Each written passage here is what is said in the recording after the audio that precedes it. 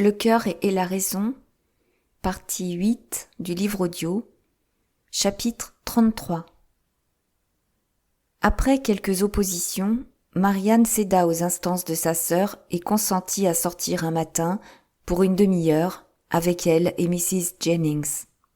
Elle y mit toutefois la condition expresse qu'il ne serait fait aucune visite, et ne voulut rien faire de plus que les accompagner chez Gray dans Sackville Street, où Elinor était en pourparlers pour l'échange de quelques bijoux démodés de sa mère. Lorsqu'elles s'arrêtèrent devant la porte, Mrs. Jennings se souvint qu'il y avait une dame, à l'autre extrémité de la rue, à qui elle devait faire une visite. Et comme elle n'avait rien à faire chez Gray, il fut entendu que, pendant que ses jeunes amis s'occuperaient de leur affaire, elle ferait sa visite et reviendrait les prendre.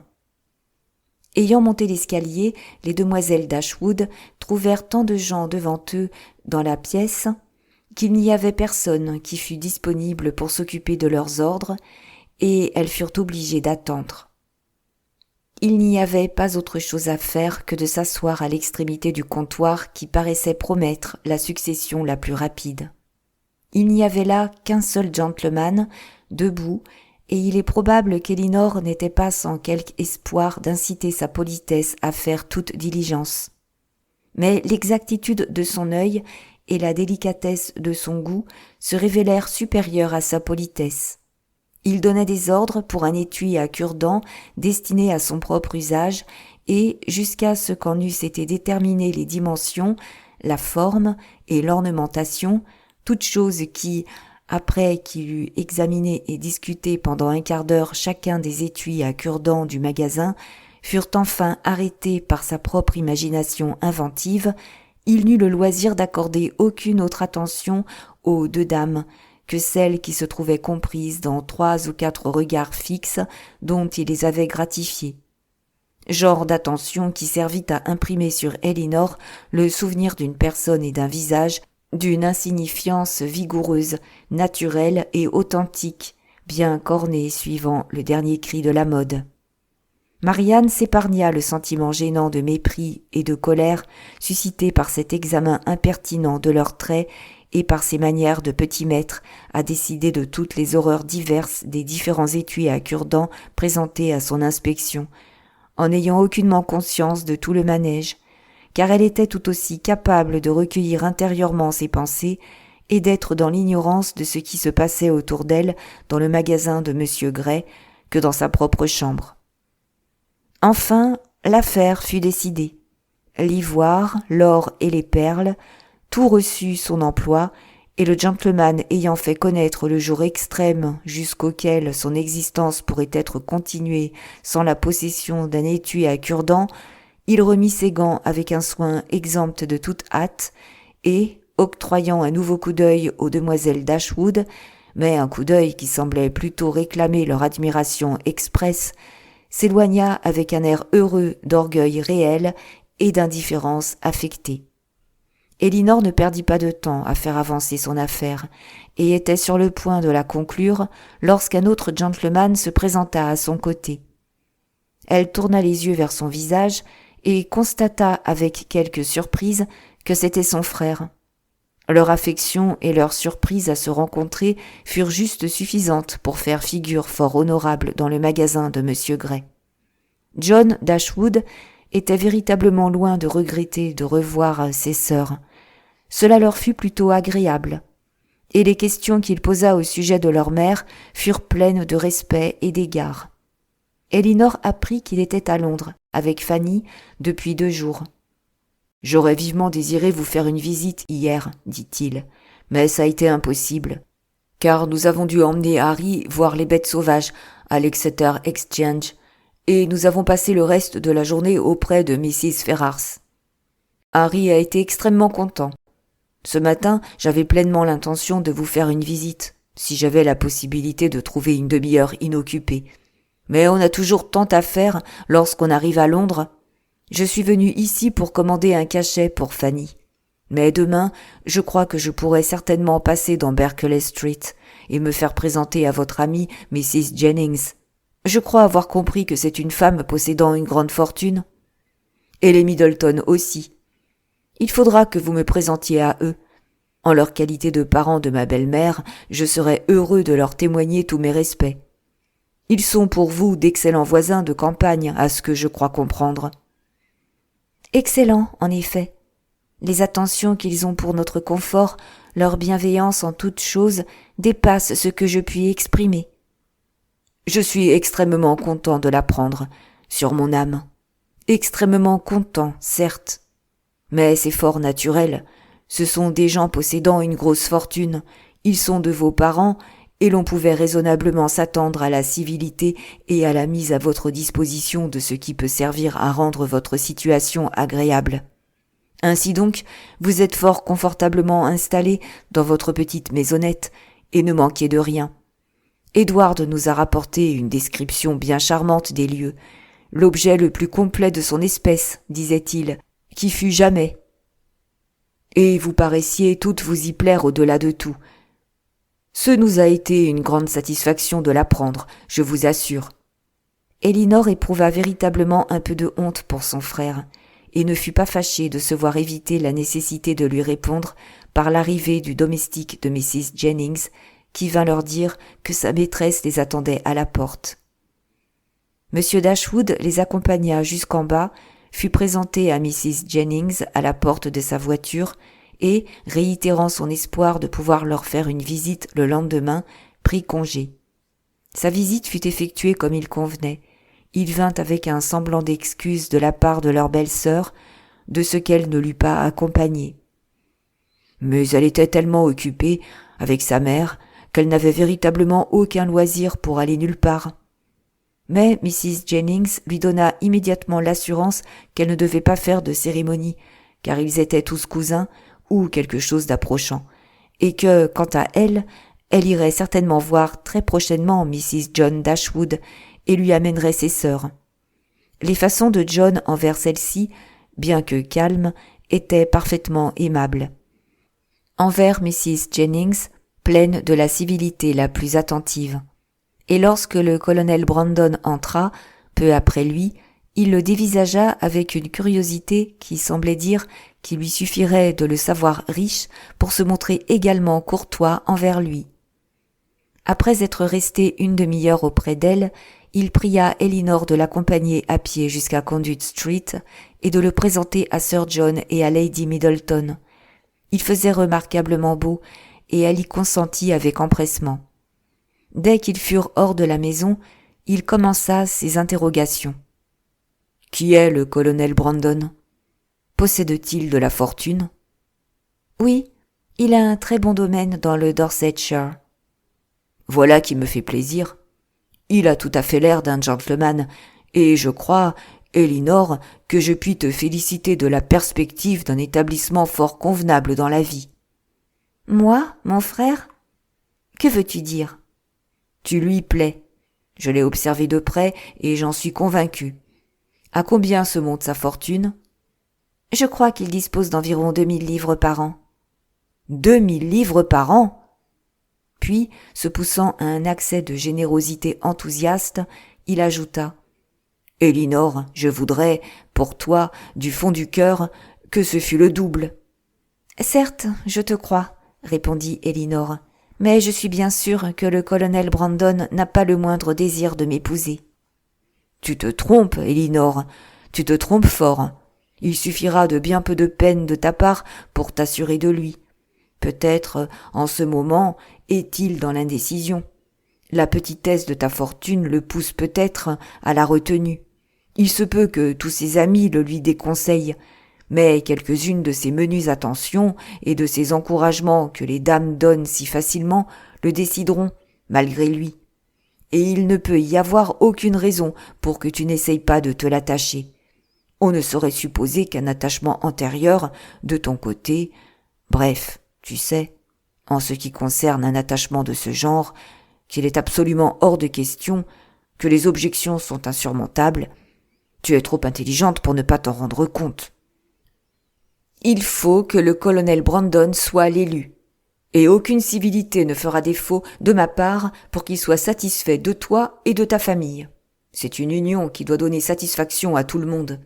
Bref, C'est une de ces choses qui, baissant la voix pour n'en plus faire qu'un chuchotement chargé d'importance, qui sera extrêmement bienvenue pour tous les intéressés. Se reprenant toutefois, il ajouta « C'est-à-dire, je veux dire que tous tes amis sont sincèrement soucieux de te voir bien établi. Fanny en particulier, car ton intérêt lui tient fort à cœur, je t'assure. Et sa mère aussi, Mrs. Ferrars, femme extrêmement bienveillante. Je suis sûre que cela lui ferait grand plaisir. Elle me l'a donné à entendre l'autre jour. » Elinor se refusa à toute réponse. « Ce serait vraiment une chose remarquable, reprit-il, une chose amusante, si Fanny avait un frère et moi une sœur établis en même temps. Et pourtant, ce n'est pas fort improbable. » « Monsieur Edward Ferrars, dit résolument Elinor, va-t-il se marier ? » « Ce n'est pas positivement réglé, mais on s'agite autour de la chose. Il a une fort excellente mère. Mrs. Ferrars, avec la plus grande libéralité, se mettra au premier rang et lui assurera 1000 livres par an si le mariage se fait. La personne est l'honorable Miss Morton, fille unique de feu Lord Morton, qui possède 30 000 livres. Union qui présente des liens de famille fort désirables, de part et d'autre, et dont je ne doute pas qu'elle ne s'effectue avec le temps. 1000 livres par an, c'est beaucoup pour une mère à donner, à s'aliéner pour toujours. Mais Mrs. Ferrars a l'esprit plein de noblesse. Pour te donner un autre exemple de sa libéralité, l'autre jour, dès que nous sommes arrivés à Londres, sachant que l'argent ne pouvait pas être très abondant chez nous à ce moment précis, elle a mis entre les mains de Fanny des billets de banque d'un montant de 200 livres. Et c'est là une somme extrêmement acceptable, car nous sommes contraints de vivre d'une façon fort coûteuse pendant notre séjour ici. Il s'arrêta pour recueillir son assentiment et sa compassion, et elle se força à dire « Vos dépenses, aussi bien en ville qu'à la campagne, doivent certainement être considérables, mais tu as un gros revenu. » « Pas si gros, je le suppose, que se l'imaginent bien des gens. Je n'ai pas l'intention de me plaindre, cependant. C'est incontestablement un revenu confortable, et j'espère qu'il s'améliorera avec le temps. Le clôturage du pré de Norland, actuellement en cours, est une saignée fort sérieuse. Et puis, j'ai fait un petit achat au cours de ce dernier semestre. La ferme d'East Kingham. Tu dois te souvenir de l'endroit. C'est là qu'habitait le vieux Gibson. Le terrain était tellement désirable pour moi, à tout point de vue, immédiatement contigu à mon propre domaine, que j'ai jugé qu'il était de mon devoir de l'acheter. Je n'aurais pas pu accepter la responsabilité, devant ma conscience, de le laisser tomber en d'autres mains. Il faut payer pour ce qui vous convient, et cela m'a effectivement coûté beaucoup d'argent. Plus que ce que tu estimes être la valeur réelle et intrinsèque ? Mon Dieu, j'espère que non. J'aurais pu revendre le lendemain à un prix supérieur à celui que j'avais payé. Mais en ce qui concerne l'argent du paiement, j'aurais vraiment pu jouer de malheur, car la rente était à ce moment tellement bas que si je ne m'étais pas trouvé à avoir la somme nécessaire entre les mains de mon banquier, j'aurais été obligé de vendre des titres avec une forte perte. Elinor ne put que sourire. Nous avons également eu d'autres grosses dépenses inévitables lors de notre arrivée à Norland. Notre père respecté, comme tu le sais bien, a légué tous les biens meubles de Stanley qui restaient à Norland, et ils avaient une grosse valeur. À ta mère. Loin de moi l'idée de me lamenter sur ce qu'il ait agi ainsi, car il avait incontestablement le droit de disposer à son gré de son propre bien, mais, par voie de conséquence, nous avons été obligés de faire de gros achats de linge, de porcelaine, etc., pour remplacer ce qui était enlevé. Je te laisse à deviner, après toutes ces dépenses, comme nous devons être bien loin d'être riches, et à quel point la bonté de Mrs. Ferrars est acceptable. « Certainement, » dit Elinor, « et aidé par sa libéralité, vous pourrez encore, je l'espère, vivre assez longtemps pour être fort à l'aise. » « Encore 1 ou 2 ans. Cela pourra y contribuer fortement, » répondit-il gravement. « Pourtant, il reste encore bien des choses à faire. Pas une pierre n'a été posée, de la serre de Fanny, et le jardin aux fleurs n'en est qu'à l'état de plan. » « Où doit-elle être, la serre ?»« Sur le tertre derrière la maison. Les vieux noyers sont tous abattus pour lui faire de la place. Ce sera une très belle chose, vu de nombreux points du parc, et le jardin aux fleurs descendra en pente douce juste devant sa façade, ce qui sera extrêmement joli. Nous avons dégagé toutes les vieilles épines qui poussaient en touffes sur la crête. » Elinor garda pour elle son inquiétude et ses reproches, et se sentit bien contente de ce que Marianne ne fût pas présente pour prendre part à la provocation. En ayant alors dit assez pour montrer nettement sa pauvreté et pour se défaire de la nécessité d'acheter une paire de boucles d'oreilles pour chacune de ses sœurs lors de sa prochaine visite chez Gray, les pensées de M. Dashwood prirent un ton plus gai, et il se mit à féliciter Elinor d'avoir une amie telle que Mrs. Jennings. « Il semble que ce soit une femme fort précieuse, en vérité. Sa maison, son train de vie, tout cela dénote un revenu extrêmement solide. Et c'est une relation qui, non seulement vous a été utile jusqu'ici, mais qui pourra, en fin de compte, se révéler naturellement à votre avantage. Le fait de vous inviter à Londres est certainement une chose considérable en votre faveur, et en vérité, il dénote, d'une façon générale, une telle affection pour vous qu'en toute probabilité vous ne serez pas oublié quand elle mourra. Elle doit avoir beaucoup de bien à laisser à ses héritiers. »« Rien du tout. Je serais plutôt portée à le supposer. Car elle n'a que ses meubles qui passeront à ses enfants. »« Mais il n'est pas vraisemblable qu'elle vive au niveau de son revenu. Cela peu de gens d'une prudence ordinaire le feraient, et tout ce qu'elle met de côté, elle pourra en disposer. »« Et ne crois-tu pas plus probable qu'elle le laissera à ses filles plutôt qu'à nous ? » ?»« Ses filles sont l'une et l'autre extrêmement bien mariées, et je ne puis donc voir la nécessité pour elles de leur en assurer davantage, alors qu'à mon avis, en se montrant si attentionnée envers vous, et en vous traitant d'une telle manière, elle vous a donné une espèce de droit sur ses intentions futures, qu'une femme consciencieuse ne saurait négliger. Rien ne saurait être plus aimable que la façon dont elle se conduit, et elle ne peut guère faire tout cela sans avoir conscience des espoirs qu'elle suscite. » « Mais elle n'en suscite aucun chez les premiers intéressés.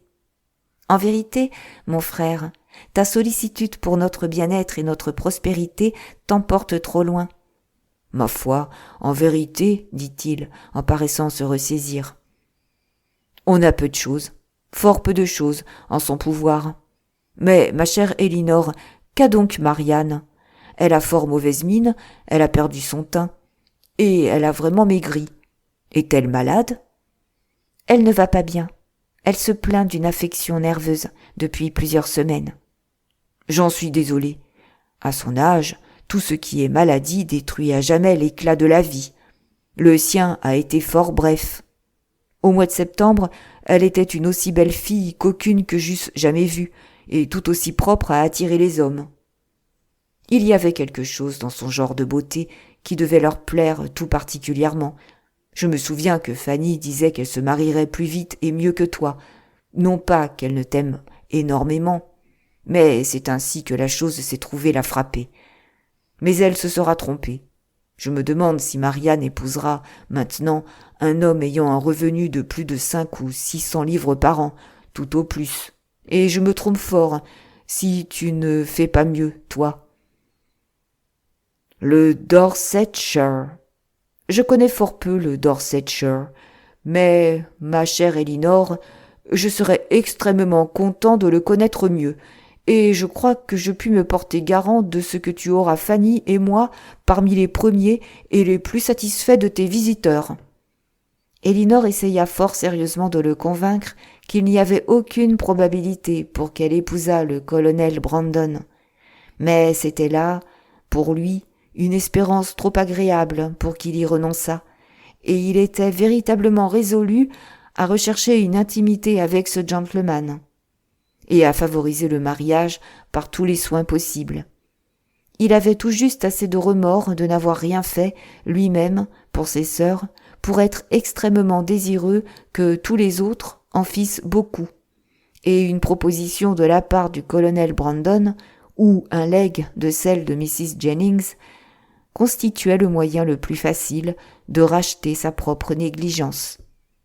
Ils eurent la chance de trouver Lady Middleton chez elle, et Sir John rentra avant que leur visite n'eût pris fin. On échangea de toutes parts une abondance de civilité. Sir John était prêt à trouver n'importe qui de son goût, et bien que M. Dashwood ne parut pas s'y connaître beaucoup en chevaux, il ne tarda pas à le considérer comme un garçon fort aimable. Cependant que Lady Dashwood trouvait suffisamment de bon ton à ses dehors pour penser qu'il valait la peine de l'avoir parmi ses relations. Et M. Dashwood se retira enchanté de l'un et de l'autre. « J'aurai un compte-rendu charmant à faire à Fanny, dit-il, au cours du trajet de retour qu'il fit à pied avec sa sœur. Lady Middleton est vraiment une femme fort élégante. Une femme telle, j'en suis sûre, que Fanny sera heureuse de la connaître. Et Mrs. Jennings aussi, c'est une femme d'excellentes manières, bien qu'elle ne soit pas aussi élégante que sa fille. Ta sœur n'a pas à se faire le moindre scrupule d'aller la voir. Ce qu'elle avait craint tant soit peu, et bien naturellement, car nous savions seulement que Mrs. Jennings était la veuve d'un homme qui avait gagné tout son argent d'une façon assez basse. Et Fanny et Mrs. Ferrars avaient l'une et l'autre une forte prévention, croyant que ni elle ni ses filles n'étaient des femmes d'un genre tel que Fanny aurait plaisir à les fréquenter. Mais je puis à présent lui faire un compte-rendu fort satisfaisant de l'une et de l'autre. Chapitre 34. Mrs. John Dashwood avait une telle confiance en le jugement de son mari qu'elle fit, dès le lendemain, une visite, et à Mrs. Jennings et à sa fille. Et sa confiance fut récompensée, parce qu'elle trouva que même celle-là, la femme chez qui séjournaient ses sœurs, n'était nullement indigne de son attention. Et quant à Lady Middleton, elle trouva que c'était l'une des femmes les plus charmantes qui fussent au monde. Lady Middleton fut également satisfaite de Mrs. Dashwood. Il y avait de part et d'autre une sorte d'égoïsme sans cœur qui les attirait mutuellement, et elles sympathisèrent l'une avec l'autre dans une insipide bienséance d'attitude et un manque général de compréhension. Les mêmes façons, toutefois, qui recommandèrent Mrs. John Dashwood à la bonne opinion de Lady Middleton, ne convinrent pas à Mrs. Jennings, à qui elle fit l'effet de n'être rien de plus qu'une petite femme à l'air orgueilleux, d'abord sans cordialité, qui retrouvait les sœurs de son mari sans aucune affection et presque sans avoir rien à leur dire. Car, sur le quart d'heure octroyé à Berkeley Street, elle resta silencieuse pendant au moins 7 minutes et demie. Elinor désirait vivement savoir, bien qu'il ne lui plût pas de le demander, si Edward était à ce moment à Londres.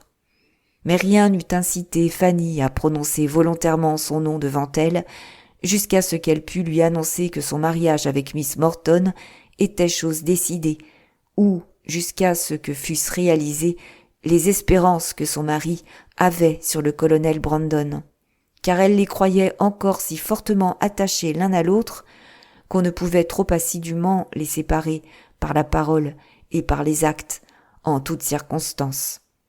Toutefois, le renseignement qu'elle se refusait à donner ne tarda pas à couler d'une autre source. Lucie vint peu après pour solliciter la compassion d'Elinor du fait qu'il ne lui était pas possible de voir Edward, bien qu'il fût arrivé à Londres avec monsieur et madame Dashwood.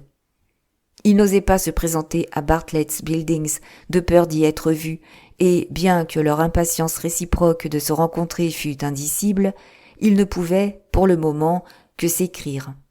Edward ne tarda pas à leur donner lui-même l'assurance qu'il était à Londres en se présentant à 2 reprises à Berkeley Street. Elles trouvèrent 2 fois sa carte sur la table en rentrant de leurs occupations de la matinée. Elinor fut contente de ce qu'il fût venu, et encore plus contente de l'avoir manqué. Les Dashwood furent si prodigieusement enchantés des Middleton que, bien qu'ils n'eussent guère l'habitude de donner quoi que ce soit, ils résolurent de leur offrir à dîner.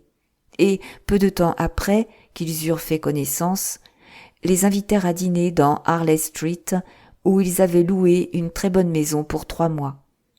Leur sœur et Mrs. Jennings furent également invitées, et John Dashwood prit soin de s'assurer la présence du colonel Brandon, qui, toujours content de se trouver là où étaient les demoiselles Dashwood, reçut ces civilités empressées avec quelques surprises, mais avec beaucoup plus de plaisir. Elle devait rencontrer là Mrs. Ferrars, mais Elinor ne put apprendre si ses fils devaient être de la réunion. L'attente où elle était de la voir fut toutefois suffisante à susciter son intérêt à la réception, car, bien qu'il lui fût possible à présent de rencontrer la mère d'Edward sans cette vive inquiétude qui devait jadis menacer d'accompagner une telle présentation, bien qu'elle pût à présent la voir avec une parfaite indifférence, quant à l'opinion de celle-ci sur son compte, son désir de se trouver en compagnie avec Mrs. Ferrars, sa curiosité de savoir quel genre de femme elle était aussi vif que jamais. L'intérêt qu'elle éprouvait ainsi par avance à cette réunion s'accrut encore, peu après, d'une façon plus vigoureuse qu'agréable, lorsqu'elle apprit que les demoiselles Steele devaient en être, elles aussi. Elle s'était si bien recommandée à Lady Middleton, elle s'était rendue si agréable par leurs assiduités envers elle, que, bien que Lucie ne fût guère élégante, et sa sœur même pas de fort bonne éducation, elle fut aussi disposée que Sir John allait prier de passer une semaine ou 2 chez elle, dans Conduit Street. Et il se trouva particulièrement commode pour les demoiselles Steele, dès que l'invitation des Dashwood fut connue, que leur visite commença quelques jours avant que n'eut lieu le dîner. Leur droit aux égards de Mrs. John Dashwood, en leur qualité de nièce du gentleman qui avait eu pendant de longues années la garde de son frère, aurait pu, cependant, être peu efficace à leur procurer une place à sa table. Mais en leur qualité d'invitée de Lady Middleton, il fallait qu'elles fussent accueillies. Et Lucie, qui désirait depuis longtemps être connue des membres de la famille, afin de voir de plus près leur caractère et ses propres difficultés, et d'avoir l'occasion de s'efforcer de leur plaire, avait rarement été plus heureuse de toute sa vie qu'elle ne le fut en recevant le carton de Mrs. John Dashwood. Son effet sur Elinor fut fort différent. Elle commença immédiatement à se dire, d'une façon décisive, qu'Edward, qui habitait chez sa mère, devait nécessairement être invité, comme l'était sa mère, à une réception donnée par sa sœur. Et le revoir pour la première fois, après tout ce qui s'était passé en compagnie de Lucie, elle savait à peine comment elle pourrait supporter cette entrevue. Ses appréhensions n'étaient peut-être pas entièrement fondées sur la raison, et certainement pas du tout sur la vérité.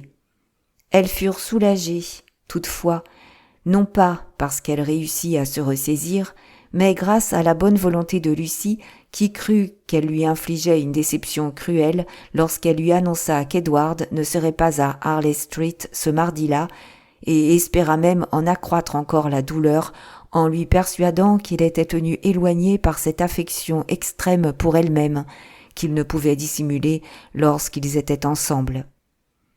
Cet important mardi arriva qui devait présenter les 2 jeunes filles à cette redoutable belle-mère. « Plaignez-moi, chère Miss Dashwood, » dit Lucie, tandis qu'elles montaient ensemble l'escalier, car les Middleton arrivèrent si peu de temps après Mrs. Jennings qu'ils suivirent tous en même temps le domestique. « Il n'y a que vous, ici, qui puissiez vous mettre à ma place.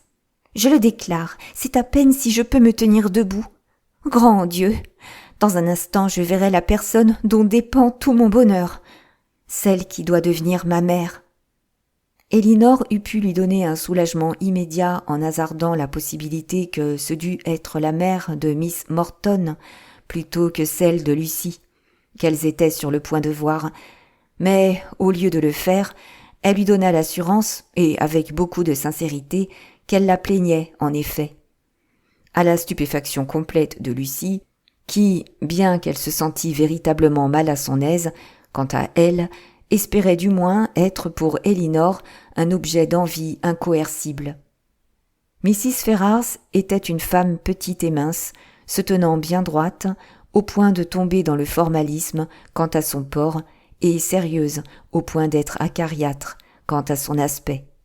Son teint était jaunâtre, ses traits petits, sans beauté et naturellement sans expression. Mais une heureuse contraction du front avait sauvé son visage de la disgrâce de l'insipidité en lui conférant les caractères vigoureux de l'orgueil et de la malveillance. Elle n'était point une femme prolixe, car différente en cela de la généralité des gens, elle proportionnait ses paroles au nombre de ses idées.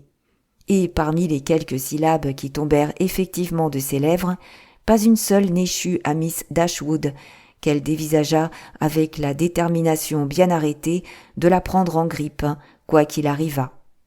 Elinor ne pouvait, à présent, être rendue malheureuse par cette attitude. Quelques mois plus tôt, elle l'eût énormément blessée. Mais il n'était pas au pouvoir de Mrs. Ferrars de la chagriner, maintenant, par ce moyen. Et la différence de ses façons à l'égard des demoiselles Steele, différence qui semblait calculée à dessein pour l'humilier davantage, ne fit que l'amuser.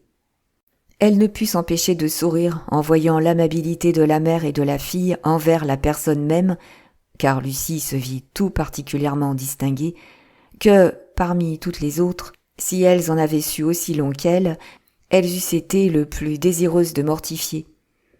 Alors qu'elle-même, qui avait relativement peu de pouvoir de les blesser, restait là, en butte aux vexations acerbes de l'une et de l'autre. Mais tandis qu'elle souriait devant une amabilité aussi mal appliquée, elle ne put s'empêcher de songer à la sottise, pleine de mesquinerie, où elle prenait son origine, ni d'observer les attentions étudiées au moyen desquelles les demoiselles Steele en sollicitaient la continuation, sans éprouver pour toutes les quatre un mépris total. Lucie était toute triomphante de se voir si honorablement distinguée, et il ne manquait à Miss Steele que d'être taquinée au sujet du docteur Davis pour être parfaitement heureuse. Le dîner fut cérémonieux. Les domestiques étaient nombreux, et tout dénotait le penchant de la maîtresse de maison pour l'ostentation et la possibilité matérielle du maître de la soutenir. En dépit des embellissements et des adjonctions qui s'effectuaient dans le domaine de Norland, et bien que son propriétaire eût été, à quelques milliers de livres près, obligé de vendre à perte, rien ne donnait aucun symptôme de cette indigence qu'il avait essayé d'en déduire. Aucune pauvreté d'aucune sorte, si ce n'est en conversation, ne fut apparente. Mais là, l'insuffisance était considérable. John Dashwood n'avait, pour son compte, pas grand-chose à dire qu'il valût d'être entendu. Et sa femme en avait encore moins. Mais il n'y avait là nulle honte particulière, car il en était très sensiblement de même de la plupart de leurs invités, qui étaient tous en proie à l'une de ces incapacités d'être agréables. Manque d'intelligence, qu'elle fût naturelle ou éduquée, manque d'élégance, manque d'entrain ou manque de sang-froid. Quand les dames se retirèrent au salon, après le dîner, cette indigence fut particulièrement manifeste, car les messieurs avaient, en vérité, fourni à la conversation quelque diversité, la diversité de la politique, celle de la clôture des terres et celle du dressage d'un cheval. Mais dès lors tout cela était fini, et un seul sujet retint l'attention des dames jusqu'à ce qu'on servit le café. Ce fut la taille comparée de Harry Dashwood et du second fils de Lady Middleton, qui étaient à peu près du même âge. Si les deux enfants avaient été là, l'affaire eût pu être déterminée trop facilement en les mesurant immédiatement, mais comme Harry seul était présent, ce ne furent qu'affirmations conjecturales de part et d'autre, et toutes eurent le droit d'être également assurées dans leur opinion et de la répéter maintes et maintes fois, aussi souvent qu'il leur plut. Les parties se présentaient ainsi. Les deux mères, bien que chacune fût réellement convaincue que son propre fils était le plus grand, se décidaient poliment en faveur de l'autre. Les deux grands-mères, avec non moins de partialité, mais plus de sincérité, prenaient également au sérieux le soutien de leurs descendants.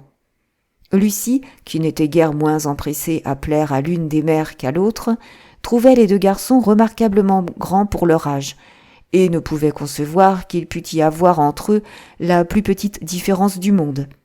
Et Miss Steele, avec plus d'adresse encore, donnait son avis, aussi vite qu'elle le pouvait, en faveur de chacun d'eux. Elinor, une fois qu'elle eut exprimé son opinion en faveur de William, ce par quoi elle offensa Mrs. Ferrars, et Fanny encore davantage, ne vit point la nécessité de la renforcer par quelque assertion supplémentaire. Et Marianne, lorsqu'on l'invita à donner la sienne, les offensa toutes en déclarant qu'elle n'avait pas d'opinion à donner, attendu qu'elle n'avait jamais réfléchi à la question. Avant son départ de Norland, Elinor avait peint une très jolie paire d'écrans pour sa belle-sœur, lesquels, venant d'être montés et apportés chez elle, décoraient son salon actuel. Et ces écrans ayant attiré les regards de John Dashwood, lorsqu'il suivit les autres messieurs dans la pièce, furent remis avec empressement par lui au colonel Brandon, pour qu'il les admirât. « Voici l'œuvre de l'aîné de mes sœurs, dit-il. Et en votre qualité d'homme de goût, vous en serez satisfait, j'en suis sûr. Je ne sais si vous avez jamais eu l'occasion de voir d'autres de ses productions, mais on estime en général qu'elle dessine extrêmement bien. » Le colonel, bien qu'il se défendît de toute prétention à être connaisseur, admira chaleureusement les écrans, comme il l'eût fait pour toute chose peinte par Miss Dashwood. Et la curiosité des autres étant naturellement excitée, ils furent passés à la ronde pour une inspection générale. Mrs. Ferrars, qui ne savait pas qu'ils fussent l'œuvre d'Elinor, insista particulièrement pour qu'on les examinât. Et après qu'ils eurent reçu le témoignage flatteur de l'appréciation de Lady Middleton, Fanny les offrit à sa mère, en l'informant avec prévenance, en même temps, qu'ils étaient l'œuvre de Miss Dashwood. Dit Mrs. Ferrars. Très joli. Et, sans les regarder le moins du monde, les rendit à sa fille. Peut-être Fanny pensa-t-elle un instant que sa mère avait été fort suffisamment impolie, car, rougissant légèrement, elle dit aussitôt « Ils sont très jolis, madame, n'est-ce pas ?» Mais là encore, elle fut probablement saisie de la crainte d'avoir été trop polie, trop encourageante, de son côté, car elle ajouta bientôt « Croyez-vous qu'il soit un peu dans le genre de la peinture de Miss Morton, madame ? Elle peint vraiment d'une façon fort délicieuse, comme son dernier paysage est joliment exécuté. » Très joliment, en effet. Mais elle fait tout bien, elle. C'en était plus que n'en pouvait supporter Marianne. Mrs. Ferrars lui déplaisait déjà fort, et un tel éloge aussi importun d'une autre, aux dépens d'Elinor, bien qu'elle n'eût aucune idée de l'intention principale qu'il comportait, la poussa immédiatement à dire avec feu « Voilà de l'admiration d'un genre bien particulier. Que nous importe Miss Morton ? Qui la connaît ou qui se soucie d'elle ? C'est à Elinor que nous pensons, et d'elle que nous parlons. » Et, en disant cela, elle prit les écrans des mains de sa belle-sœur afin de les admirer elle-même comme ils méritaient de l'être. Mrs. Ferrars prit un air extrêmement irrité et, se redressant avec plus de raideur que jamais, riposta en prononçant cette philippique amère. « Miss Morton est la fille de Lord Morton !» Fanny prit, elle aussi, un air fort courroucé, et son mari fut tout effrayé de l'audace de sa sœur. Elinor fut beaucoup plus blessée par l'ardeur de Marianne qu'elle ne l'avait été par ce qui l'avait provoqué. Mais les yeux du colonel Brandon, tandis qu'ils étaient fixés sur Marianne, déclaraient qu'ils ne remarquaient que ce qu'elle avait d'aimable, le cœur affectueux qui ne pouvait supporter de voir une sœur ravalée sur le moindre point. La susceptibilité de Marianne ne s'en tint pas là. La froide insolence de l'attitude générale de Mrs. Ferrars à l'égard de sa sœur lui parut être le prélude à des difficultés et à des douleurs pour Elinor, auxquelles son propre cœur blessé lui apprenait à penser avec horreur, et, poussée par un mouvement violent d'affectueuse sensibilité, elle s'approcha, au bout d'un moment, de la chaise de sa sœur, et, lui passant un bras autour du cou et posant une joue tout proche de la sienne, elle dit, d'une voix basse, quoique ardente, « Chère Elinor, Ne fais pas attention à elles. Ne leur permets pas de te rendre malheureuse. » Elle ne put en dire davantage. Son courage était complètement abattu et, se cachant le visage sur les épaules d'Elinor, elle fondit en larmes. L'attention de tous fut attirée et à peu près tout le monde s'inquiéta. Le colonel Brandon se leva et alla vers elle sans savoir ce qu'il faisait. Mrs. Jennings, avec un intelligent « Ah, pauvre chérie !» lui fit immédiatement respirer des sels. Et Sir John se sentit si éperdument en colère contre l'auteur de cette démonstration nerveuse qu'il quitta à l'instant son siège pour en prendre un auprès de Lucy Steele, à qui il glissa à l'oreille un bref exposé de toute cette désolante affaire. Cependant, au bout de quelques minutes, Marianne fut suffisamment remise pour mettre fin à toute cette agitation et pour se rasseoir parmi les autres, bien que son entrain se ressentît toute la soirée de ce qui s'était passé. « Pauvre Marianne !» dit son frère au colonel Brandon, à mi-voix, dès qu'il put s'assurer de son attention. « Elle n'a pas une aussi bonne santé que sa sœur. Elle est fort nerveuse. Elle n'a pas la constitution d'Elinor. Et il faut avouer qu'il y a quelque chose de fort pénible pour une jeune femme qui a été une beauté à perdre ses attraits personnels. Vous ne le croiriez peut-être pas, mais Marianne était effectivement belle il y a quelques mois, tout aussi belle qu'Elinor. Maintenant, vous la voyez, tout cela a disparu. » Chapitre 35. La curiosité qu'avait eue Elinor de voir Mrs. Ferrars était satisfaite. Elle avait trouvé chez elle tout ce qui pouvait tendre à rendre indésirable tout lien plus proche entre les deux familles. Elle en avait vu suffisamment, de son orgueil, de sa mesquinerie et du préjugé qu'elle nourrissait résolument à son égard pour comprendre toutes les difficultés qui auraient à coup sûr contrarié les fiançailles et retardé le mariage d'Edward avec elle, s'il avait été libre par ailleurs. Et elle en avait presque vu assez pour rendre grâce au ciel, pour elle-même, de ce qu'un obstacle encore plus grand la préserva de souffrir de toute autre difficulté créée par Mrs. Ferrars, de dépendre en quoi que ce fût du caprice de celle-ci, ou de toute sollicitude pour en être bien vue. Ou du moins, si elle n'en arriva pas tout à fait à se réjouir de ce qu'Edward fût enchaîné à Lucy, elle parvint à cette détermination que, si Lucy avait été plus aimable, elle aurait dû se réjouir. Elle s'étonna que l'entrain de Lucy pût être tellement exalté par la civilité de Mrs. Ferrars, que son intérêt et sa vanité l'aveuglassent au point de lui faire prendre pour un compliment à son adresse l'attention dont elle ne semblait être l'objet que parce qu'elle n'était pas Elinor, ou de lui permettre de tirer un encouragement d'une préférence qui ne lui était marquée que parce que sa situation réelle était inconnue.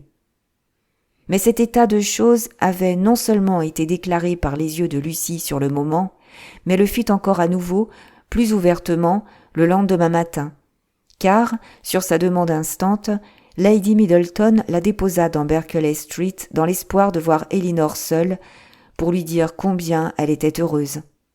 Le hasard la favorisa, car un message de Mrs. Palmer, peu après qu'elle fût arrivée, appela Mrs. Jennings au dehors. « Ma chère amie, s'écria Lucy, dès qu'elles furent seules, je viens vous parler de mon bonheur. Pouvait-il y avoir quoi que ce soit d'aussi flatteur que la façon dont Mrs. Ferrars m'a traitée hier? Mais elle a été extrêmement affable. Vous savez combien je redoutais l'idée de la voir, mais dès l'instant où j'ai été présentée, il y a eu dans son attitude une affabilité qui semblait véritablement dire qu'elle m'avait prise en affection. N'est-ce pas vrai, dites? Vous avez tout vu, et cela ne vous a-t-il pas frappé? Elle a certainement été fort courtoise envers vous. Courtoise? N'avez-vous rien vu que de la simple courtoisie? Moi, j'ai vu bien autre chose. Une bonté qui n'a été octroyée à personne sauf à moi. Pas d'orgueil, pas de hauteur. Et votre sœur, absolument de même. Toute douceur et affabilité. Elinor eût voulu parler d'autre chose, mais Lucy la pressa encore de reconnaître qu'elle était fondée dans le bonheur qu'elle éprouvait. Et Elinor fut contrainte de poursuivre. Incontestablement, Si elles avaient connu votre promesse de mariage, dit-elle, rien n'eût pu être plus flatteur que la façon dont elles vous ont traité. Mais comme il n'en était rien... Il me semblait bien que vous me diriez cela, répondit vivement Lucie. Mais il n'y avait aucune raison au monde pour que Mrs. Ferrars parût avoir de l'affection pour moi, si je ne lui plaisais pas. Et tout est là. Je lui plais. Vous aurez beau parler, vous ne m'enlèverez pas ma satisfaction. Je suis sûre que tout se terminera bien et qu'il n'y aura absolument aucune difficulté en comparaison de ce que je croyais. Mrs. Ferrars est une femme charmante et votre sœur aussi. Ce sont vraiment toutes les deux des femmes délicieuses. Je m'étonne de ne vous avoir jamais entendu dire combien Mrs. Dashwood est agréable. Elinor n'eut pas de réponse à faire à cela et n'en essaya aucune. Êtes-vous souffrante, Miss Dashwood? Vous paraissez abattue, vous ne parlez pas. Sûrement, vous ne vous sentez pas bien. Je n'ai jamais été en meilleure santé. Je m'en réjouis de tout mon cœur, mais vraiment, vous n'en aviez pas l'air. Je serais désolée de vous voir malade, vous qui avez été pour moi le plus grand réconfort du monde. Dieu sait ce que j'aurais fait sans votre amitié. Elinor essaya de faire une réponse polie, bien qu'elle doutât de son propre succès. Mais elle parut satisfaire Lucie, car elle répondit aussitôt. En vérité, je suis parfaitement convaincue de votre affection pour moi. Et après l'amour d'Edward, c'est là le plus grand réconfort que je possède. Pauvre Edward. Mais maintenant, il y a du moins une bonne chose. Nous pourrons nous voir, et nous voir assez souvent, car Lady Middleton est ravie de Mrs. Dashwood, de sorte que nous irons assez fréquemment à Harley Street, je le suppose, et Edward passe la moitié de son temps auprès de sa sœur. D'ailleurs, Lady Middleton et Mrs. Ferrars iront se voir à présent. Et Mrs. Ferrars et votre sœur ont toutes les deux eu l'amabilité de dire plus d'une fois qu'elles seraient toujours heureuses de me voir. Ce sont des femmes si charmantes. Je suis sûre que si vous dites jamais à votre sœur ce que je pense d'elle, vous ne pourrez pas en dire trop de bien.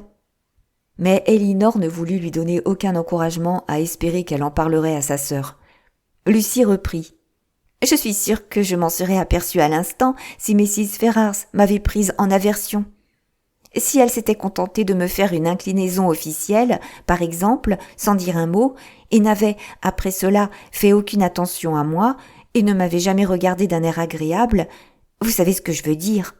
Si j'avais été traitée de cette espèce de façon rébarbative, j'aurais renoncé à tout, prise de désespoir.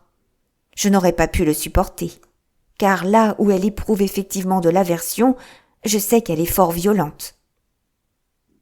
Elinor fut empêchée de faire aucune réponse à ce triomphe poli par l'ouverture soudaine de la porte, l'annonce de la venue de M. Ferrars, de la bouche du domestique, et l'entrée immédiate d'Edward. Ce fut un instant fort embarrassant, et le visage de chacun d'eux le confirma bien. Ils eurent tous l'air extrêmement sots, et Edward parut aussi tenté de repartir hors de la pièce que de s'y avancer plus loin. La circonstance même, dans sa forme la plus désagréable, que chacun d'eux eût mis le plus d'empressement à éviter, leur était advenue. Ils se trouvaient non seulement réunis tous les trois, mais étaient ensemble sans le soulagement d'aucune autre personne. Ce furent les dames qui recouvrèrent les premières leur présence d'esprit. Ce n'était pas l'affaire de Lucie de se mettre en avant, et il fallait encore garder les apparences du secret. Elle ne put donc que traduire sa tendresse dans ses regards, et, après avoir adressé légèrement la parole à Edward, elle ne dit plus rien. Mais Elinor avait plus à faire, et elle était si désireuse, pour lui et pour elle-même, de le bien faire, qu'elle se contraignit, après un instant de recueillement, à lui souhaiter la bienvenue, d'un air et d'une manière qui étaient presque aisés et presque ouverts, et une nouvelle lutte, un autre effort, les améliora encore. Elle ne voulait pas permettre à la présence de Lucie, ni à la conscience de quelque injustice envers elle-même, de la retenir de dire qu'elle était heureuse de le voir, et qu'elle avait vivement regretté de n'avoir pas été à la maison lorsqu'il s'était présenté précédemment dans Berkeley Street. Elle ne voulait pas se laisser empêcher de lui témoigner ses attentions qui, à titre d'amie, et presque de parent, lui était due, par la crainte des yeux observateurs de Lucie, bien qu'elle ne tardât pas à s'apercevoir qu'il l'épiait de fort près.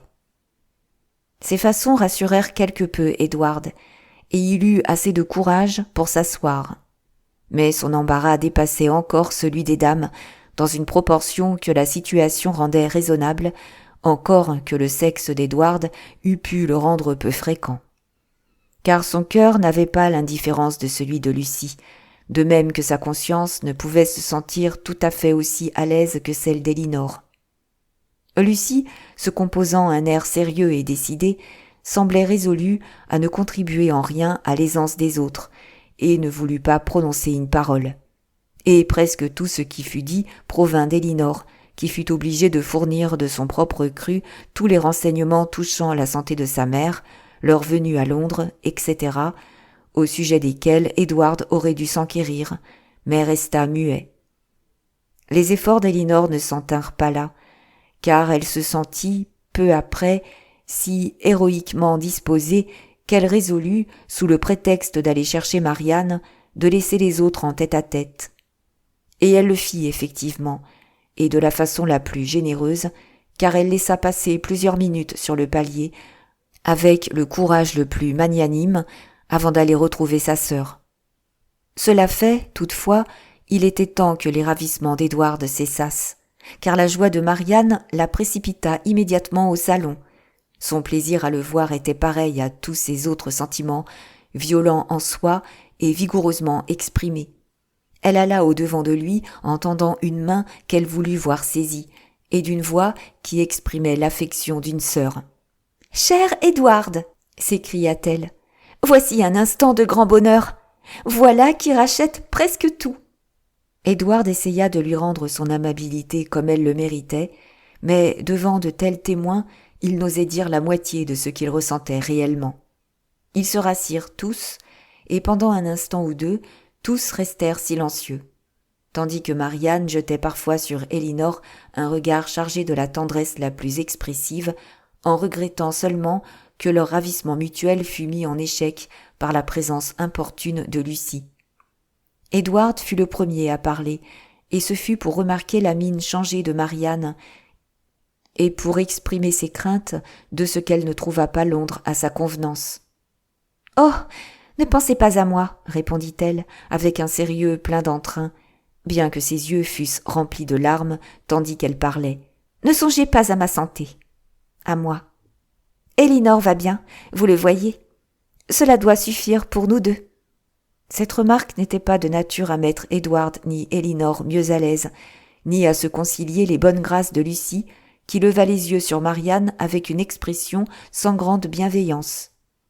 « Londres vous plaît-il » dit Édouard, désireux de dire n'importe quoi qui pût amener un autre sujet de conversation. « Pas du tout. J'espérais y trouver beaucoup de plaisir, mais n'en ai trouvé aucun. Le fait de vous revoir, Édouard, est le seul réconfort qu'il m'ait accordé. Et, le ciel en soit loué, vous êtes tel que vous l'avez toujours été. » Elle se tut. Personne ne parla. « Je crois, Élinor, ajouta-t-elle au bout d'un moment, qu'il faudra que nous utilisions Édouard pour s'occuper de nous lors de notre retour à Barton. Dans une semaine ou deux, je le suppose, nous serons sur notre départ, et j'espère bien qu'Édouard n'aura pas trop d'aversion à accepter cette corvée. » Le pauvre Édouard marmotta quelque chose, mais quoi? Personne ne le sut, pas même lui. Mais Marianne, qui vit son agitation, et à qui il était facile de l'attribuer à une cause quelconque, à son choix, fut parfaitement satisfaite, et parla bientôt d'autre chose. « Quelle journée nous avons passée hier, Édouard, dans Harley Street. Qu'elle a été morne, misérablement morne. Mais j'ai beaucoup de choses à vous dire là-dessus, qui ne peuvent se dire maintenant. » Et c'est avec cette admirable discrétion qu'elle différa, jusqu'à ce qu'ils se trouvassent en plus petit comité, ses assurances d'avoir trouvé leur famille mutuelle plus désagréable que jamais et d'éprouver un dégoût tout particulier à l'égard de la mère d'Édouard. « Mais pourquoi n'y étiez-vous pas, Édouard ? Pourquoi n'êtes-vous pas venu ? » J'étais pris par ailleurs. Pris? Mais qu'était-ce donc que cela, quand il y avait de tels amis à voir? Peut-être, Miss Marianne, s'écria Lucie, pleine d'ardeur à prendre sa revanche sur elle. Croyez-vous que les jeunes gens ne tiennent aucun compte de leurs engagements, s'ils n'ont pas l'intention de les respecter, qu'ils soient insignifiants ou importants? Élinor fut fort courroucée. Mais Marianne parut absolument insensible à ce coup d'épingle, car elle répondit avec calme. Mais non, pas du tout, car, à parler sérieusement, je suis bien sûre que c'est la conscience seule qui a tenu Edward éloigné de Harley Street.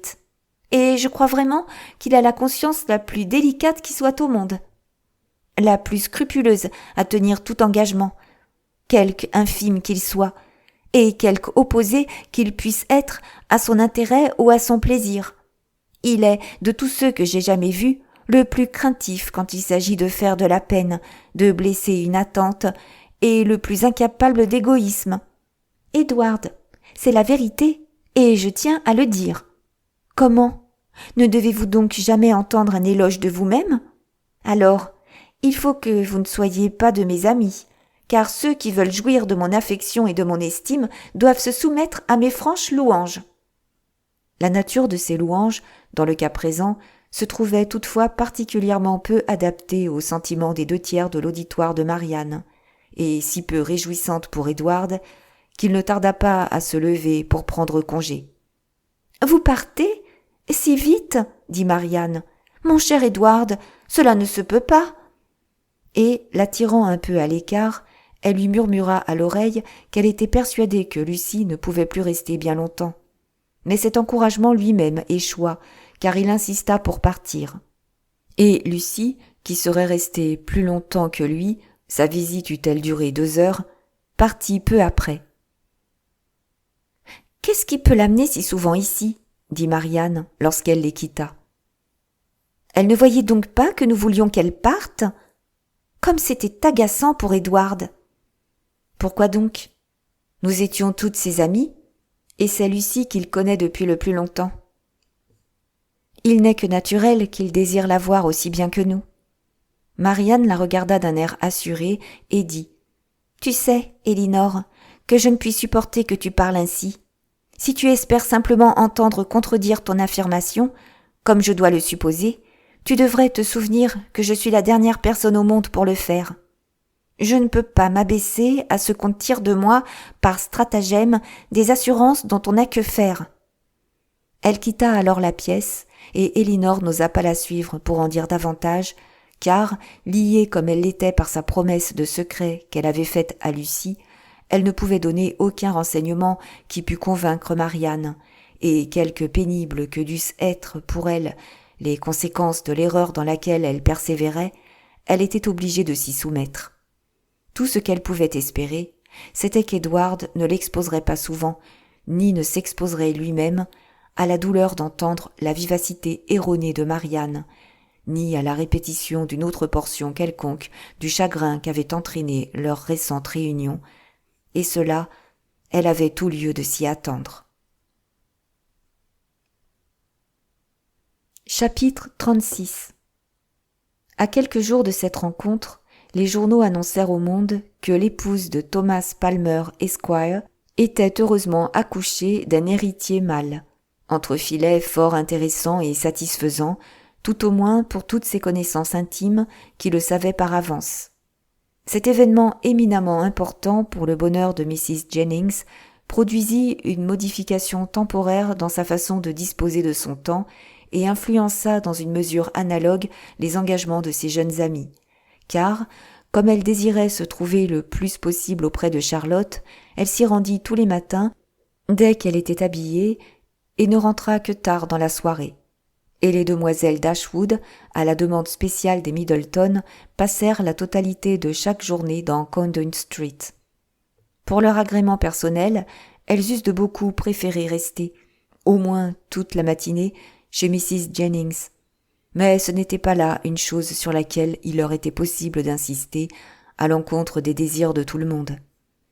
Leurs heures furent donc consacrées à Lady Middleton et aux 2 demoiselles Steele, lesquelles prisaient aussi peu leur compagnie, en fait, qu'elles faisaient profession de la rechercher.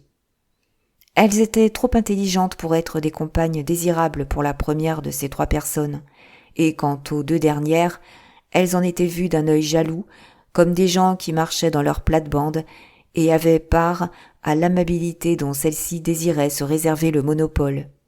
Bien que rien ne pût être plus poli que l'attitude de Lady Middleton envers Elinor et Marianne, elle ne les aimait en réalité nullement. Parce qu'elle ne la flattait jamais. Non plus que ses enfants, elle ne pouvait les trouver bienveillantes. Et parce qu'elles aimaient la lecture, elle les croyait satiriques. Peut-être sans savoir au juste ce que c'est qu'être satirique. Mais cela n'avait aucune importance. C'était un reproche communément usité et facilement lancé. Leur présence constituait une contrainte, aussi bien pour elle que pour Lucie. Elle arrêtait l'oisiveté de l'une et l'activité de l'autre. Lady Middleton était honteuse de ne rien faire en leur présence, et quant à la flatterie que Lucie était toute fière d'imaginer et d'administrer à d'autres moments, elle craignait qu'elle ne la méprisasse, elle, de l'offrir. Miss Steele fut la moins troublée des 3 par leur présence, et il était en leur pouvoir de l'y concilier entièrement. Si seulement l'une ou l'autre d'entre elles lui avait fait un compte-rendu complet et minutieux de toute l'affaire entre Marianne et M. Willoughby, elle se serait considérée comme pleinement récompensée du sacrifice de la meilleure place auprès du feu après le dîner, sacrifice qu'occasionna leur arrivée. Mais cette conciliation ne lui fut pas accordée, car, bien qu'elle lançât souvent à Elinor des expressions pleines de pitié à l'égard de sa sœur, et laissa tomber plus d'une fois devant Marianne un blâme à l'adresse des galants, le seul effet produit fut un air d'indifférence chez la première ou de dégoût chez la seconde. Un effort encore plus léger aurait pu faire d'elle leur amie, si seulement elle l'avait raillée au sujet de son docteur. Mais elles étaient si peu disposées, non plus que les autres, à lui donner satisfaction que, si Sir John dînait en ville, il arrivait à Miss Steele de passer toute une journée sans entendre d'autres railleries sur cette question que celle qu'elle avait la bonté de s'adresser à elle-même. Toutes ces jalousies et ces mécontentements, toutefois, étaient si peu soupçonnés de Mrs. Jennings qu'elle croyait qu'il était vraiment charmant pour les jeunes filles de se trouver réunies, et elle félicitait généralement ses jeunes amies, chaque soir, de s'être évadées si longtemps de la compagnie d'une sotte vieille. Elle les retrouvait parfois chez Sir John, et parfois chez elle. Mais où que ce fût, elle arrivait toujours de fort bonne humeur, pleine de ravissement et d'importance, attribuant le bon état de santé de Charlotte à ses propres soins, et prête à donner de sa situation un compte-rendu tellement précis et minutieusement détaillé que Miss Steele seule avait assez de curiosité pour le désirer.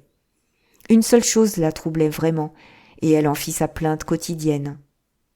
M. Palmer maintenait l'opinion commune, mais peu paternelle, courante chez son sexe, suivant laquelle tous les jeunes enfants se ressemblent, et bien qu'elle perçût nettement, à divers moments, la ressemblance la plus frappante entre ce bébé et chacun de ses parents, des 2 côtés, il n'était point possible d'en convaincre son père. On ne pouvait le persuader de croire qu'il n'était pas absolument semblable à tous les autres bébés du même âge, et l'on ne parvenait pas même à l'amener à reconnaître cette simple proposition que c'était le plus beau bébé qui fût au monde. J'en arrive maintenant au récit d'un malheur qui, vers cette époque, s'abattit sur Mrs. John Dashwood. Il se trouva que, lorsque ses 2 sœurs, avec Mrs. Jennings, lui avaient fait leur première visite dans Harley Street, une autre de ses connaissances s'était présentée, circonstance qui, en soi, n'était pas de nature à lui être désagréable. Mais, s'il est vrai que l'imagination des autres les emporte à former des jugements erronés sur notre conduite et à se prononcer sur elle d'après des apparences légères, notre bonheur doit toujours, dans une certaine mesure, être à la merci du hasard.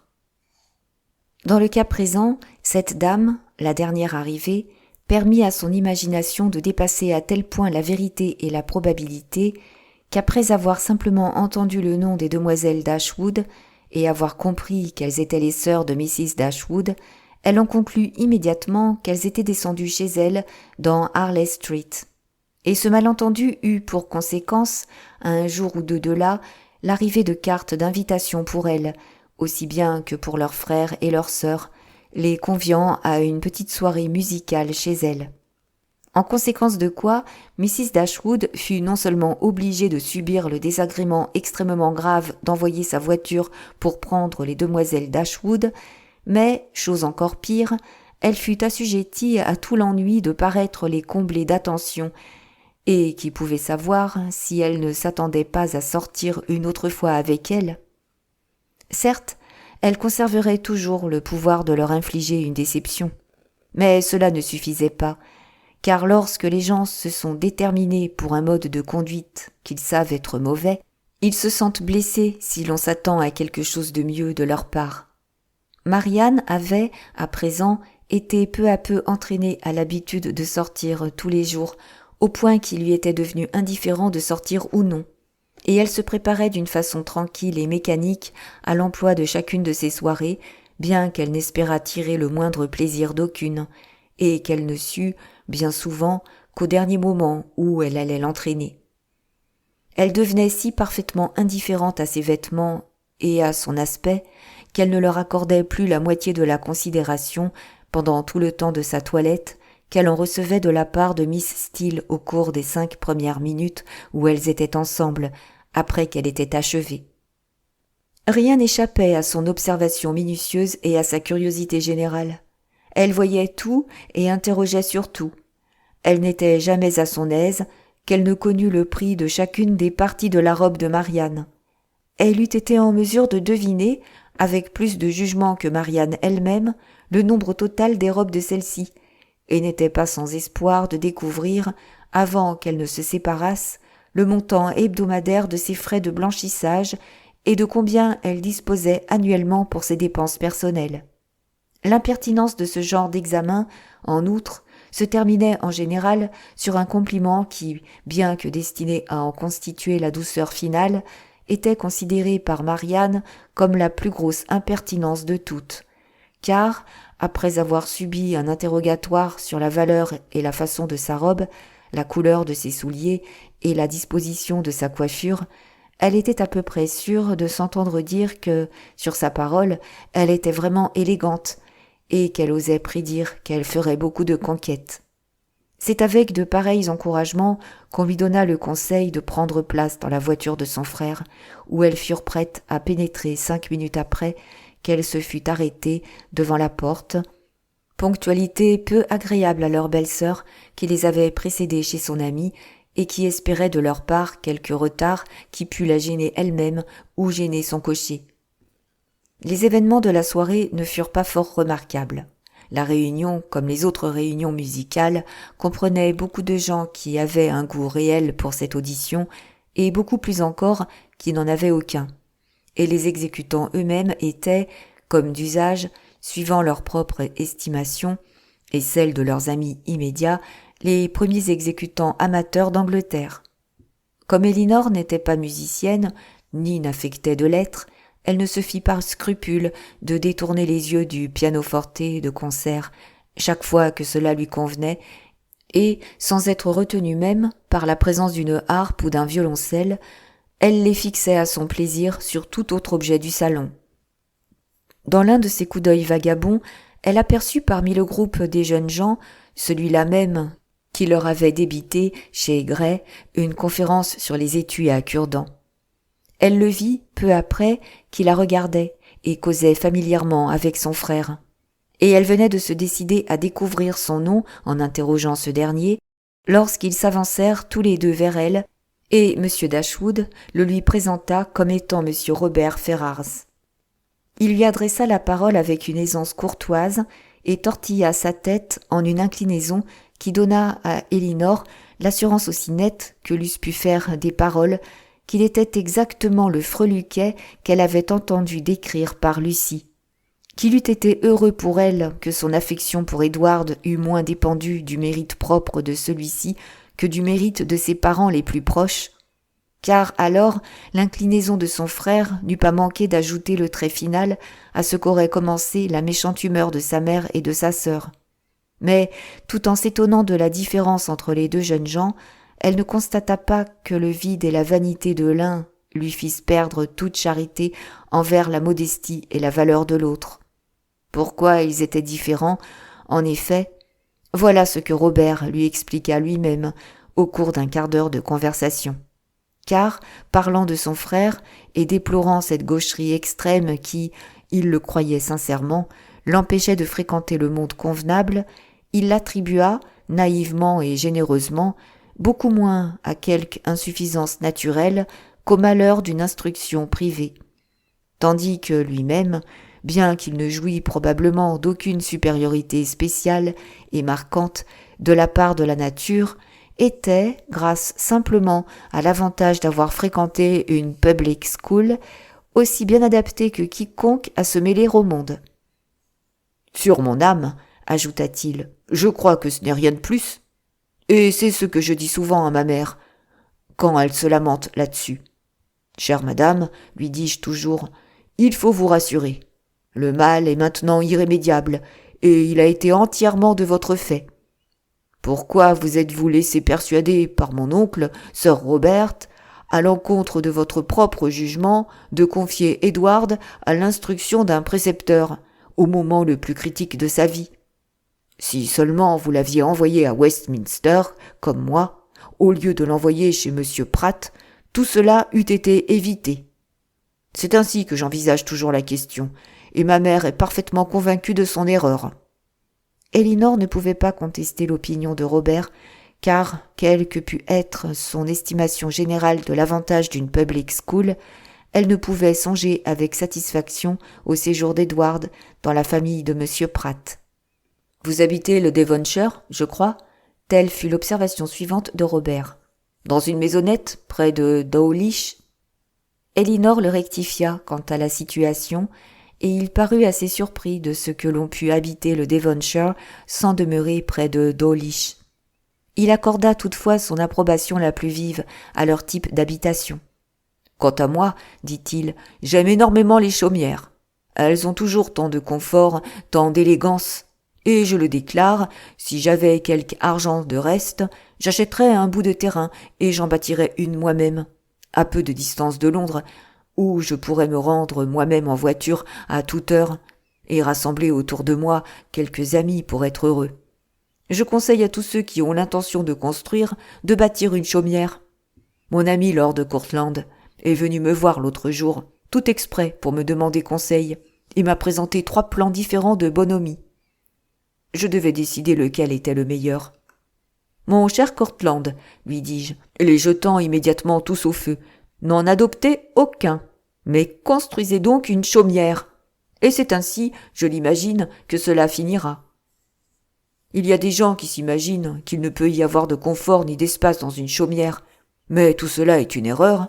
Je me trouvais le mois dernier chez mon ami Elliot, près de Dartford. Lady Elliot désirait donner une sauterie. « Mais comment organiser cela ?» disait-elle.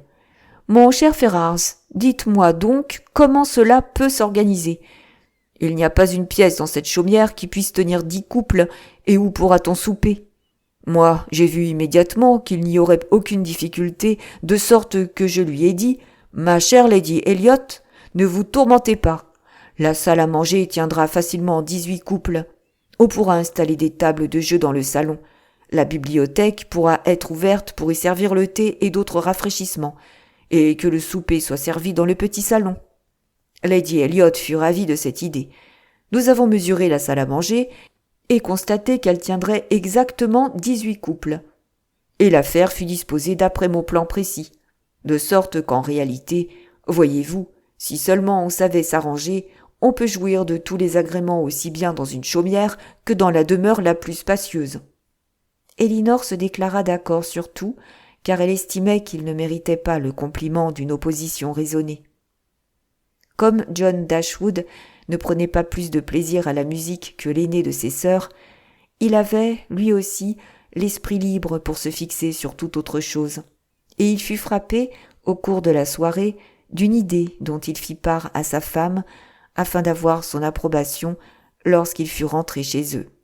Réfléchissant à l'erreur qu'avait commise Mrs. Dennison en supposant que ses sœurs étaient leurs invitées, il s'était dit qu'il serait convenable qu'elles fussent effectivement priées de le devenir pendant que les occupations de Mrs. Jennings la tenaient éloignée de chez elle. La dépense serait insignifiante, la gêne ne serait pas plus considérable, et c'était, d'une façon générale, une attention que la délicatesse de sa conscience lui indiquait comme requise pour qu'elle fût complètement affranchie quant à la promesse faite à son père. Fanny fut fort surprise de cette proposition. « Je ne vois pas comment cela pourra se faire, dit-elle, sans froisser Lady Middleton, car elles passent toute leur journée chez elle. Sinon, je serais extrêmement contente de m'y prêter. Tu sais que je suis toujours disposée à avoir pour elles toutes les attentions qui sont en mon pouvoir, comme le montre bien le fait que je les ai emmenées ce soir. Mais elles vont en visite chez Lady Middleton. Comment puis-je les inviter à s'éloigner d'elle ?» Son mari, bien qu'avec humilité, ne saisit pas la force de son argument. Elles avaient déjà passé une semaine dans ces conditions dans Conduit Street, et Lady Middleton ne pourrait pas trouver mauvais qu'elles consacrassent un nombre égal de jours à des parents aussi proches. Fanny se tut un instant, puis elle dit, avec une vigueur nouvelle, « Mon ami, je les inviterais de tout cœur, si c'était en mon pouvoir, mais je venais de décider intérieurement que je prierais les demoiselles Steele de passer quelques jours chez nous. Ce sont des jeunes filles excellentes et très bien élevées, et je crois que cette attention leur est due, puisque leur oncle s'est si bien comporté auprès d'Edward.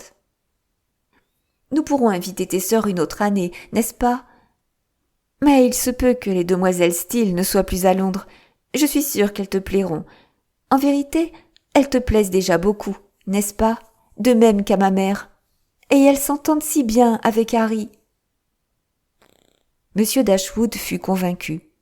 Il perçut la nécessité d'inviter immédiatement les demoiselles Steele, et sa conscience fut apaisée par la résolution d'inviter ses sœurs une autre année.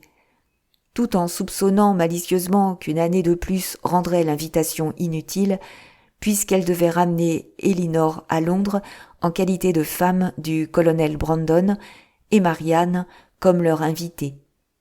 Fanny, ravie de son évasion et fière de la promptitude d'esprit qu'il la lui avait assurée, écrivit le lendemain matin à Lucie pour la prier de lui faire le plaisir de s'installer ainsi que sa sœur pour quelques jours dans Harley Street, dès que Lady Middleton pourrait se passer d'elle. C'en fut assez pour rendre Lucie véritablement et raisonnablement heureuse. Il semblait que Mrs. Dashwood elle-même travaillât effectivement pour elle, qu'elle chérit toutes ses espérances et favorisa toutes ses perspectives d'avenir. Une pareille occasion de se trouver avec Edward et les siens était, par-dessus toute chose, la plus propre à ménager ses intérêts, et une semblable invitation la plus flatteuse pour sa susceptibilité. C'était un avantage qui ne pouvait être reconnu avec trop de gratitude, ni trop rapidement utilisé. Et la visite chez Lady Middleton, qui, auparavant, n'avait pas eu de limite précise, se révéla tout à coup comme ayant toujours dû se terminer 2 jours plus tard. Quand le billet fut montré à Elinor, comme il le fut moins de 10 minutes après sa réception, il lui communiqua, pour la première fois, quelque participation aux espérances de Lucie, car une telle marque d'amabilité peu commune, accordée après un temps de connaissance si bref, semblait proclamer que la bienveillance qu'on lui témoignait provenait de quelque chose de plus que de la simple méchanceté à l'adresse d'Elinor, et pourrait être amenée, avec du temps et de l'adresse, à l'accomplissement de tout ce que désirait Lucie. La flatterie de celle-ci avait déjà soumis la vanité de Lady Middleton, et effectué une entrée dans le cœur étroit de Mrs. John Dashwood, et c'étaient là des efforts qui ouvraient la probabilité d'autres plus grands encore. Les demoiselles Steele s'installèrent dans Harley Street, et tout ce qui parvint à Elinor de l'influence qu'elles y exercèrent la fortifia dans l'attente de l'événement. Sir John, qui alla les voir plusieurs fois, rapporta chez lui de tels récits de la faveur dont elle jouissait, que cette faveur devait être universellement frappante. Mrs. Dashwood n'avait jamais été aussi satisfaite de jeunes femmes, quelles qu'elles fussent, qu'elle l'était d'elle. Elle leur avait fait présent à chacune d'un carnet d'aiguilles, ouvrage de quelque émigrant. Elle appelait Lucie par son prénom, et ne savait pas si elle pourrait jamais se séparer d'elle.